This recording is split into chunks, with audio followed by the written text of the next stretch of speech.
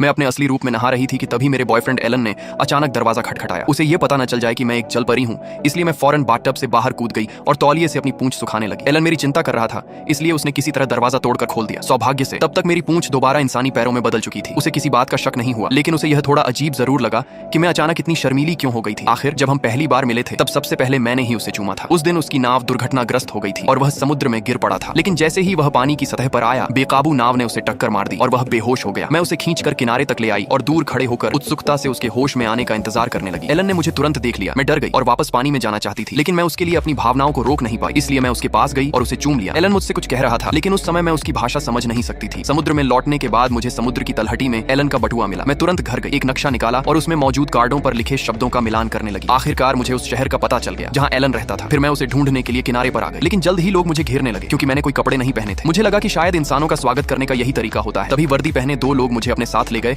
और मुझे कुछ कपड़े दिए। मुझे लगा कि वे लोग एलन को ढूंढने में मेरी मदद कर सकते हैं, इसलिए मैंने उन्हें कार्ड पर लिखा उसका नाम दिखाया। वाकई कुछ ही देर बाद एलन वहां आ गया। उसे देखकर मैं इतनी खुश हुई कि मैंने उसे दोबारा चूम लिया। पुलिस वालों की हैरान नजरों के सामने मैं उसके साथ घर चली गई, लेकिन एलन को काम पर जाना था, इसलिए वह पूरे दिन मेरे साथ नहीं रह सकता था। जाने से पहले उसने एक धातु का डिब्बा चालू कर दिया जो बोल सकता था। मैं तुरंत उस स्क्रीन पर दिखाई देने वाली महिलाओं के सुंदर कपड़ों की ओर आकर्षित हो गई। मैं भी वैसे ही कपड़े पहनना चाहती थी, इसलिए मैंने स्क्रीन पर बोले जा रहे अंग्रेजी शब्द याद कर लिए और अकेले बाहर निकल पड़ी। दरबान की मदद से मैं टैक्सी लेकर एक मॉल पहुंच गई। वहां की हर चीज मुझे बेहद दिलचस्प लग रही थी। एक दयालु महिला ने मेरे लिए कपड़े चुनने में मदद की। मैंने तुरंत नए कपड़े पहन लिए और बहुत सारे कपड़े और भी खरीद लिए। फिर मैं अलग अलग तस्वीरें दिखाने वाले धातु के डिब्बों में इतनी खो गई कि मुझे समय का बिल्कुल पता ही नहीं चला। दिन कब ढल गया और रात कब हो गई मुझे एहसास ही नहीं हुआ। आखिरकार एलन मुझे ढूंढते हुए वहां पहुंच गया। एक कर्मचारी ने कहा, हम इसे काफी देर से बता रहे हैं कि मॉल बंद होने वाला है, लेकिन इसे कुछ समझ नहीं आ रहा। एलन मुस्कुराया और बोला, हाँ, क्योंकि इसे अंग्रेजी बिल्कुल नहीं आती। मैंने उसकी तरफ देखा और कहा, हेलो एलन, तुम्हारा दिन कैसा रहा? पूरा दिन टीवी देखने के बाद मैं एलन की भाषा सीख चुकी थी। अब हम खुलकर बातें कर सकते थे और इसी के साथ हम दोनों पहले से कहीं ज्यादा करीब आ गए। हम साथ में खरीदारी करने लगे, मोमबत्तियों की रोशनी में डिनर करने लगे और साथ में आइस स्केटिंग भी करने लगे। लेकिन मुझे नहीं पता था कि जीव विज्ञान के एक प्रोफेसर को मेरा राज पता चल चुका था। एक बार समुद्र में उसकी मुझसे अचानक मुलाकात हो गई थी। वो पूरी दुनिया को जलपरियों के अस्तित्व का सबूत देना चाहता था और तभी से वह मेरा और एलन का पीछा कर रहा था। हमारी मुलाकात खत्म होने के बाद आखिरकार उसे मौका मिल गया। उसने बिना किसी चेतावनी के मुझ पर तेज दबाव वाली पानी की बौछार छोड़ दी और मुझे पूरी तरह भिगो दिया। कुछ ही पलों में मेरे पैर फिर से मछली की पूंछ में बदल गए। पत्रकार कैमरे लेकर दौड़ पड़े और मुझे ऐसा महसूस हुआ जैसे मेरा शिकार किया जा रहा हो। मैं डरकर मदद के लिए एलन की ओर मुड़ी, लेकिन वह जैसे स्तब्ध होकर वहीं जम गया था। फिर मुझे और एलन दोनों को पकड़ लिया गया। हमें एक ही पानी के टैंक में बंद कर दिया गया। मैं उसके करीब जाना चाहती थी, लेकिन एलन मुझसे दूर हट गया। मुझे उससे झूठ बोलने का पछतावा था,